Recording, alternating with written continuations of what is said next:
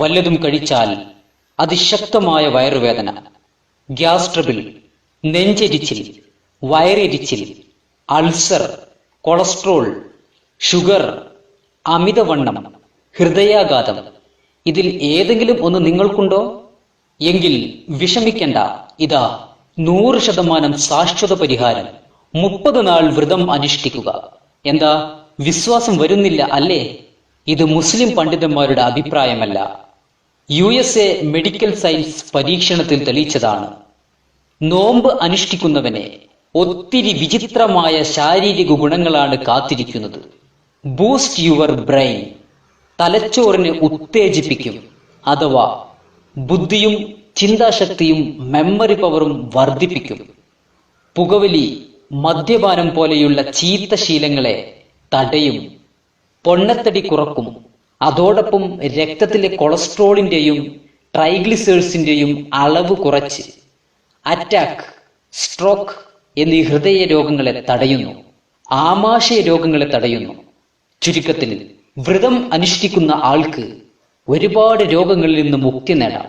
ദൈവത്തിൽ നിന്ന് കിട്ടുന്ന പ്രതിഫലം വേറെയും. ഒരേ സമയം ശരീരവും മനസ്സും ശുദ്ധീകരിക്കാൻ നോമ്പിനേക്കാളും നല്ല മറ്റെന്തു മരുന്നാണ് ഇന്ന് ആധുനിക മെഡിക്കൽ സയൻസ് കണ്ടുപിടിച്ചത്?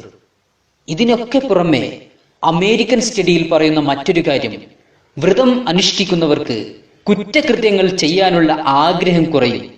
അതോടൊപ്പം ആദ്യത്തെ 10 ദിവസം കൊണ്ട് നമ്മുടെ രക്തത്തിൽ അലിഞ്ഞു ചേർന്ന 11 മാസത്തെ ഭക്ഷണത്തിൽ നിന്ന് ലഭിച്ച മാരക വിഷാംശങ്ങളെ വിയർപ്പിലൂടെ ശരീരം പുറന്തള്ളുന്നു. രണ്ടാമത്തെ 10-ൽ മനുഷ്യ ശരീരത്തിലെ ഡെഡ് സെൽസിനെ പുറന്തള്ളുന്നു. കഫം കൊണ്ടുണ്ടാകുന്ന രോഗങ്ങൾ മാറുന്നു.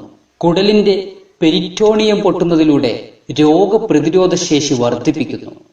ഈ സർപ്രൈസ് ഗുണങ്ങൾ നമ്മുടെ ശരീരത്തിന് കിട്ടണമെങ്കിൽ വ്രതം അനുഷ്ഠിക്കുന്നവർ ചില നിബന്ധനകൾ പാലിച്ചേ പറ്റൂ.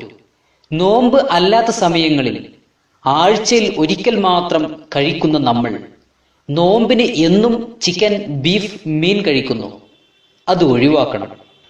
പൊരിച്ച എണ്ണക്കടികൾ, ബിരിയാണി, നെയ്ച്ചോർ, കൂടുതൽ എരിവും പുളിവും ഉള്ളത്, ഇതൊക്കെ ദിനവും നാം കഴിക്കരുത്. മിതമായി ഭക്ഷണം കഴിക്കുക. ഫ്രൂട്ട്സ്, വെജിറ്റബിൾസ് ഭക്ഷണത്തിൽ ഉൾപ്പെടുത്തുക.